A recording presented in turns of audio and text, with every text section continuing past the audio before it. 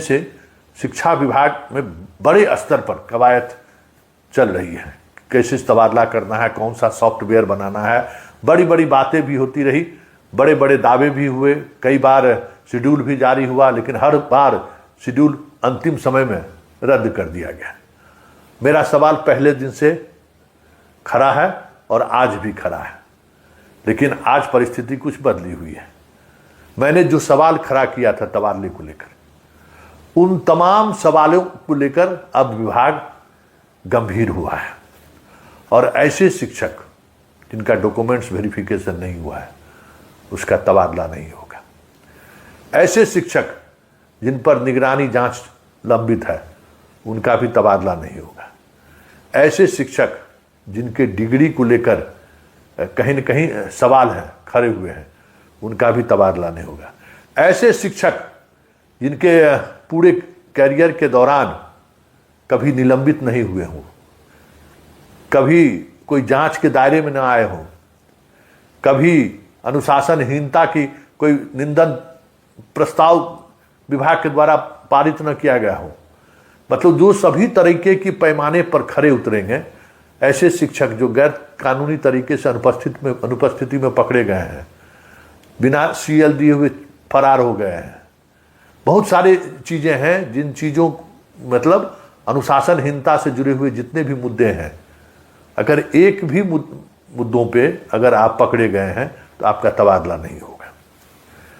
प्राथमिक शिक्षक विभाग के निदेशक ने बिहार के तमाम जिला शिक्षा पदाधिकारियों को एक पत्र जारी किया है और उस पत्र में इन तमाम बातों को जिक्र किया गया है कि ऐसे शिक्षक का तबादला नहीं होना है जिन पर ये सारी प्रक्रियाएं चल रही हैं, मतलब डॉक्यूमेंट्स वेरिफिकेशन भी।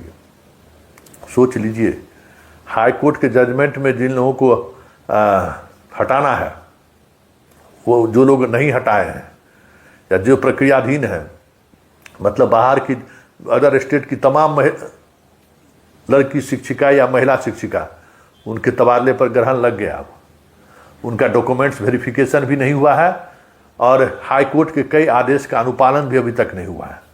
अररिया में तो 3 दिन के लिए चिट्ठी जारी किया गया था, 4 महीना हो गया है, अभी तक हटाने की प्रक्रिया शुरू नहीं हुई है।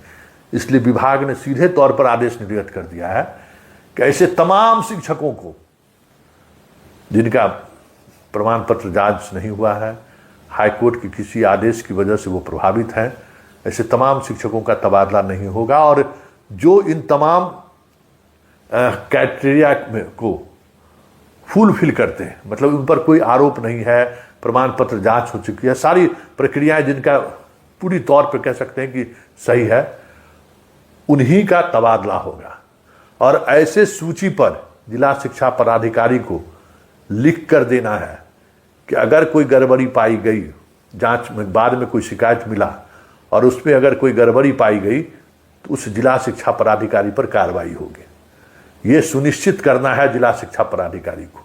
मतलब साफ है कि तबादले को लेकर बड़ी बड़ी जो बातें हो रही थी, तबादले को लेकर जो लोग दावे कर रहे थे, तबादले को लेकर जो ब्रेकिंग खबरें चलाया करते थे, वो तमाम कवायतें अब लगता है कि विराम की तरफ बढ़ चला है।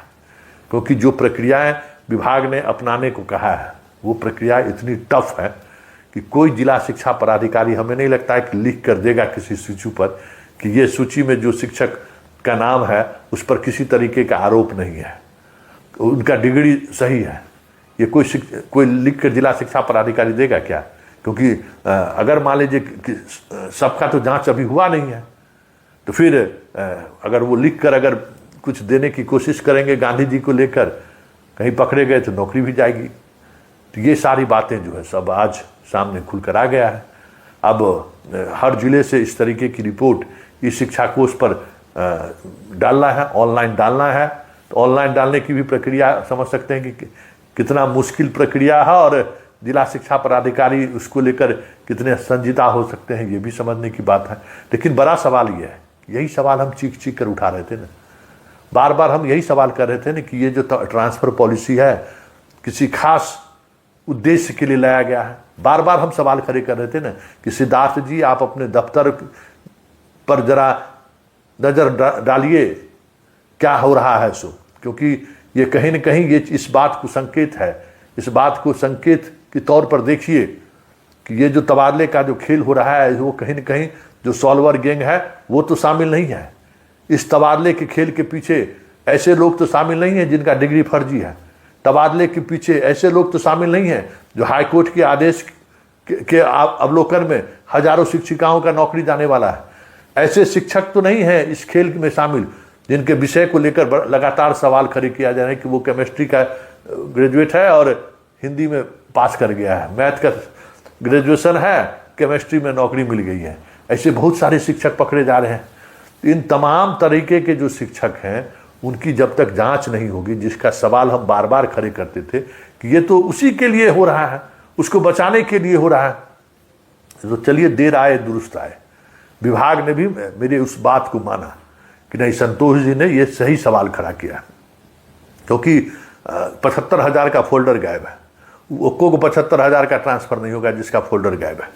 वो तय मानिए उनका विशेष शिक्षक वाले मसले पर भी उनका खटाई में पड़ने वाला है, जिसका फोल्डर गायब हो चुका है, जिनका निगरानी जांच हो चुका है, जो FIR दर्ज हो चुका है। बहुत सारे मुद्दों में मसलों में ऐसा है कि उन लोगों को बाद में जिला शिक्षा पदाधिकारी पैसा लेकर ज्वाइन करा दिए हैं। हाईकोर्ट का आदेश कुछ और है, उसको परिभाषित कराकर ऐसे शिक्षकों को लोग ज्वाइन करा दिए।